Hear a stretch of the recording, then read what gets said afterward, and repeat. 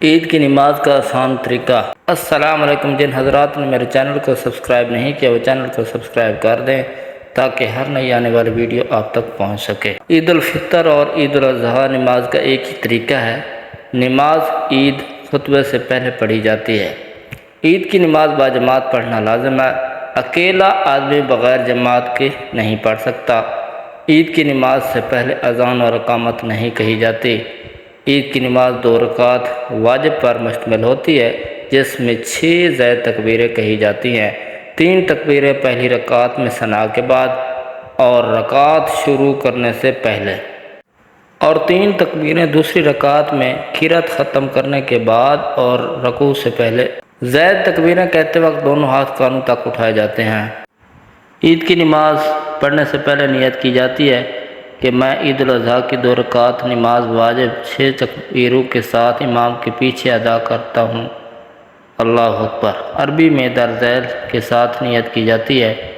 نیت کے الفاظ کا ذہن میں سوچ لینا کافی ہے، زبان سے ادا کرنا ضروری نہیں۔ نیت کر لینے کے بعد امام کی تکبیر تحریمہ کے ساتھ آپ بھی کانوں تک ہاتھ اٹھا کر تکبیر کہیں اور ہاتھ باندھ لیں، پھر ثنا پڑھ لیں۔ امام صاحب کانوں تک ہاتھ اٹھا کر تکبیر کہیں گے اور ہاتھ کھلے چھوڑ دیں گے، اور پھر دوسری تکبیر بھی کانوں تک ہاتھ اٹھا کر کہیں گے اور ہاتھ چھوڑ دیں گے۔ تیسری تکبیر کانوں تک ہاتھ اٹھا کر کہیں گے اور ہاتھ باندھ لیں گے۔ آپ بھی امام صاحب کو اتباع کرتے رہیں۔ ہر تکبیر کے بعد اتنی دیر ٹھہرنا ہے جتنی دیر 3 مرتبہ سبحان اللہ کہا جا سکے۔ اب امام صاحب اعوذ باللہ من الشیطان الرجیم بسم اللہ الرحمن الرحیم پڑھ کر آواز بلند قرأت کے ساتھ کریں گے۔ آپ خاموشی سے پوری توجہ اور انہماک کے ساتھ قرأت سنیں۔ عام نمازوں کی طرح رکوع اور سجدہ میں امام صاحب کے ساتھ شامل رہیں۔ دوسری رکعت کے لیے کھڑے ہو کر امام صاحب کی قرأت کو انتہائی غور و فکر کے ساتھ سنتے رہیں۔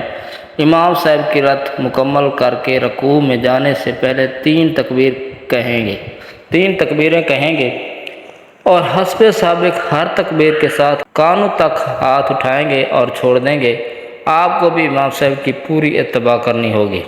اس کے بعد 4تھی تکبیر کانوں تک ہاتھ اٹھائے بغیر کہہ کر رکوع میں جائیں گے اور نمازوں کی طرح سجدہ اور تشہد سے فارغ ہو کر سلام پھیر دیں گے۔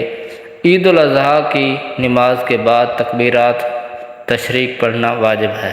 نماز سے فارغ ہو کر دعا مانگ سکتے ہیں اور خطبے کے بعد بھی مانگی جا سکتی ہے۔ قبولیت کا وقت ہے۔ اپنے لیے، اپنے خاندان کے لیے، عزیز و اقارب کے لیے، امت مسلمہ کے لیے خوب گڑ گڑا کر اللہ تعالیٰ سے دعا مانگیں۔